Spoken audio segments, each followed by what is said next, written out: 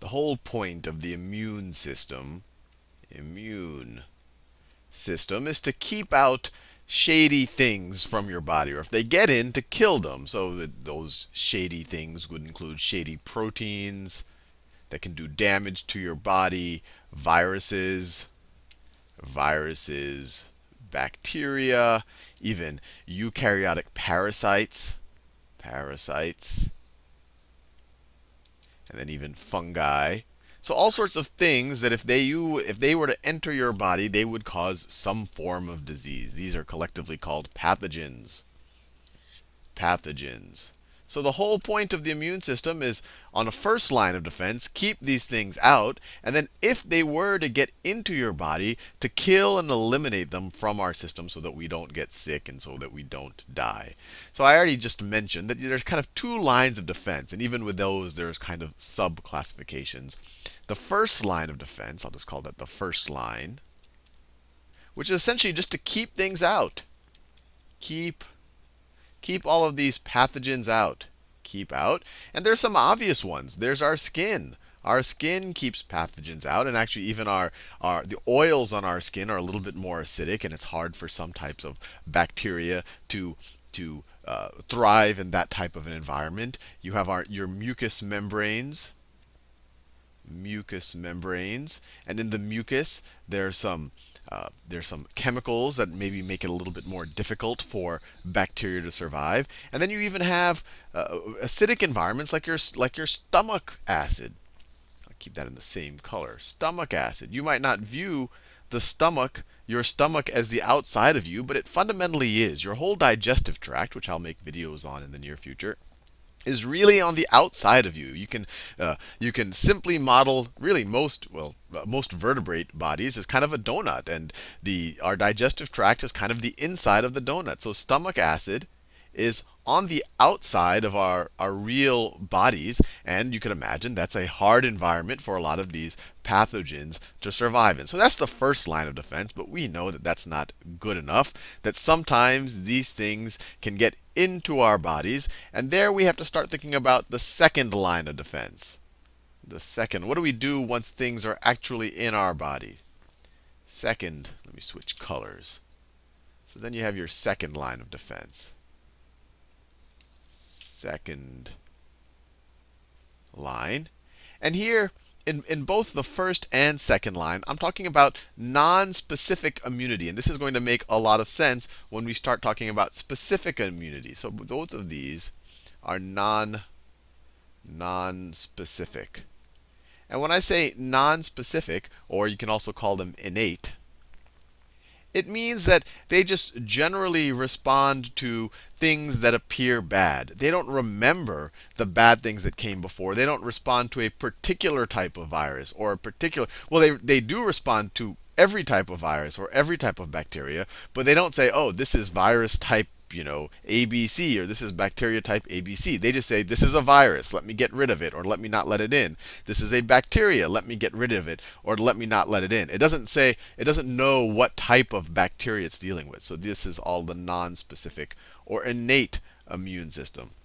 And we'll go into a lot of detail onto the specific immune system, because you can imagine it becomes very complicated or interesting when you start thinking about your body somehow remembering a virus that it's seen before and being able to respond better to that virus or that bacteria or that protein the second time it sees it. So we're dealing with non-specific in this case. And the second line of your non-specific immunity, there are two things. One is an inflammatory response. Inflammatory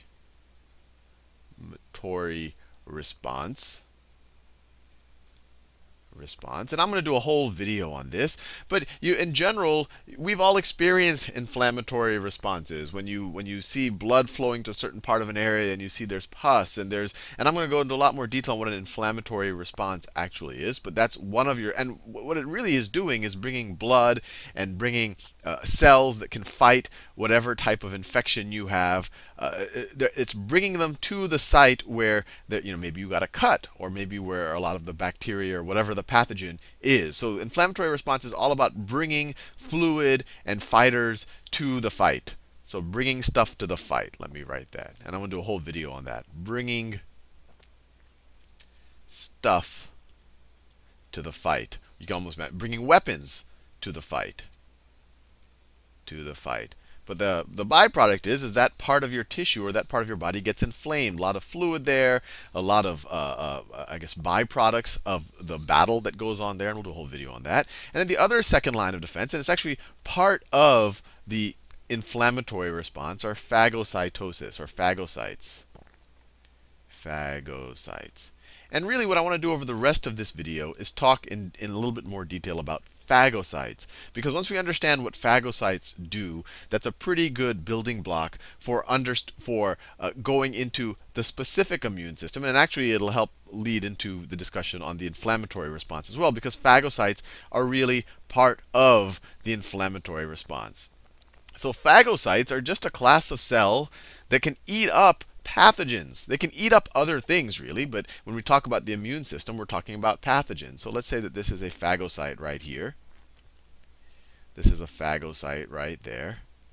You know, it has some kind of a nucleus, whatever. I don't have to focus on the inside of the phagocyte. It's a traditional eukaryotic cell. But what I want to do is see what happens when a phagocyte encounters a foreign particle or a foreign bacteria. So let me say this is a foreign bacteria right here.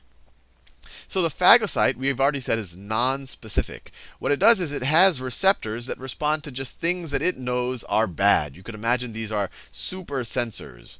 You know, so maybe these are super sensors right here. These are super sensors that maybe these are super sensors for bacteria. And the bacteria have proteins on their surface that maybe look something like that. Obviously, they don't look exactly like that. I'm just drawing them as kind of a Y and a triangle so you can see that they fit. But once these two guys connect, so let me draw the situation where they have connected. So this is the bacteria, this is the pathogen. And it's really the same idea with the virus or any other type of thing. And we'll actually see in future videos that these guys can actually be tagged by other molecules, which makes these phagocytes want to attack them even more.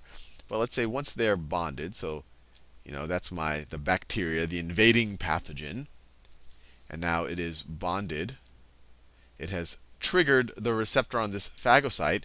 This phagocyte will start to engulf. It'll wrap around. It'll wrap around this pathogen. So it'll start wrapping around the pathogen like that.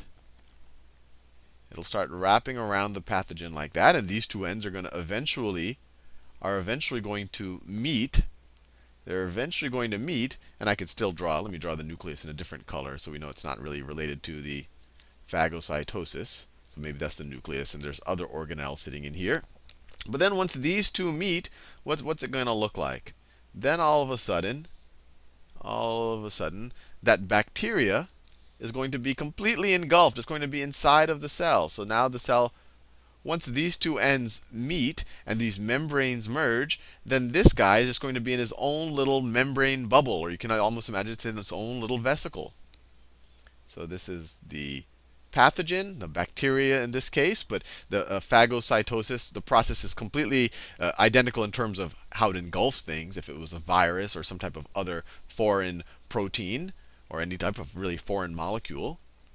And actually, sometimes it doesn't even occur to foreign stuff. It can occur to stuff that is dying molecules that are not foreign, that just need to be cleared out. But we'll just focus on the immune system, on foreign things right now. So it was merged. Let me draw. So then this membrane right here will completely merge and go around this guy like this. And of course, you had your receptors, and who knows if they're still there by the time. Let's just draw them there so you see that that part is that part. But once it's fully engulfed, this thing is called a phagosome. This is a phagosome. Phagosome, which is really just a vesicle that contains that foreign particle that you want to get rid of. And then other fluid or vesicles that contain, let me draw it in a different color, that contain things that can eat up this phagosome. So let's say that, here, right, this is some vesicle that contains things, lysozymes, and it contains really reactive species of oxygen. So let's say that, it contains a bunch of stuff here. And if this comes in contact with really almost any biological compound, it's going to do some damage. But once the pathogen is completely merged inside the cell, this little package will merge over here, and it will dump its contents into this phagosome, into this vesicle containing the pathogen, and then break it up. It's essentially digesting it. It's essentially digesting it. So obviously the first role is it just got it out of the way and it killed it. And then the second role, and I'm just going to give a little tidbit right here, and we're going to do it in a lot more detail in future videos. It breaks it up. So let me draw the whole thing now. I want to keep my colors consistent. It'll break it up. So now the thing is all broken up. It's all broken up. This is the membrane inside. So that thing is broken up into constituent proteins and other molecules. And then what the phagocyte does, it'll actually take some subset of these molecules, some subset of the proteins. It'll break them down. Proteins are just sequences of amino acids. So normally when people say proteins, they're talking about long sequences of amino acids. When people talk about short sequences of amino acids, or a protein that's broken up a lot, they refer to it as a peptide chain. A peptide chain is a shorter chain of amino acids. So this guy will take some special peptide chains, some special pieces from the thing it just killed, attach them to some other proteins. So it'll take maybe a little piece of this bacteria right now, attach it to other protein. Let me just do that in pink. It'll attach it to this other protein, which is called a major histocompatibility complex. And if we're talking about phagocytes, this will be a major histocompatibility complex type 2. And that's a mouthful of words. So this is a And it sounds very a strange word, but we're going to see this a lot. So this is major histocompatibility complex. So they abbreviated MHC. This is a protein, and it bonds with this peptide that was kind of chunked off or digested off of this invading pathogen, and then this phagocyte will then present it onto its membrane. So this combination, the complex of the MHC, and in this case it's going to be an MHC2 protein. We're going to talk so MHC type 2. And we're going to talk about type 1 in the future. It's going to take this complex and then present it on its surface. And then it's going to present the combination of the MHC type 2 and the little peptide chain that came from the thing, and present it on its surface. And the reason why I'm going through all of this pain of explaining this process, you're like, hey, we already got rid of the thing and killed it. Why is Sal worried about what we do with the peptides? This is crucial to our immune system because we'll see other specific parts of our immune system. Remember, so far everything is non-specific. This guy just said, oh, this is an invader. It doesn't know the type of an invader. It just says, hey, let me bond to this thing and kill it. It's not. It's one of these things that I know are foreign to my body. So it kills it, but now it can leave it on its surface, and now the specific parts, the parts that actually have memory and attack specific things, can say, gee, Mr. Phagocyte, look, you've killed something. Let me see if I have some specific reactions that can be triggered by this thing that you're presenting. So many phagocytes are also called antigen-presenting cells.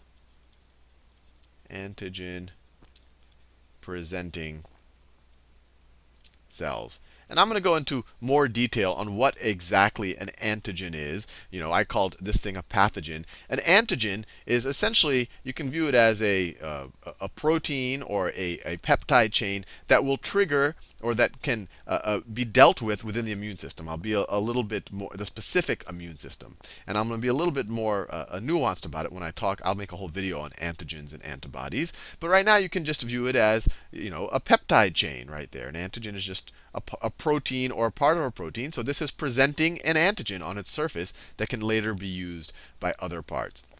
Now, the one thing that, there are many, many types of phagocytes. And just to give you, just so when you see different words, you don't get confused by the different types of phagocytes. I'll do a little review of those right now. You have neutrophils. These are actually the most common of the phagocytes. And these are kind of the fast and numerous responders. So these get to a location of infection very fast. So fast and abundant. And phagocytes don't necessarily just have to kill in this way. I mean, they're called phagocytes because they engulf this way, but we'll in future videos talk about other ways that they can release chemicals or even DNA nets to ensnare pathogens. But neutrophils are fast and abundant. And then you have macrophages, which are kind of on some level, they're the most versatile and do the heavy lifting, but they're also phagocytes. And then you have dendritic cells. And when you first see the word dendritic cell, you think, hey, does this somehow relate to dendrites of the nervous system? And no, they have nothing to do with the nervous system. Nothing nervous system about them. Nothing nervous. The reason why they're called dendritic cells is because they look like they have dendrites. They'll look like, they have these little things coming off of them, just like that. And if you kind of just view it as a division, so they look like neurons on some level, but they don't participate in the nervous system at all. And these tend to be the best activators of the specific immune system that we'll talk about in future videos. So anyway, I'll leave you there, and we'll talk more about all of this in the next few videos.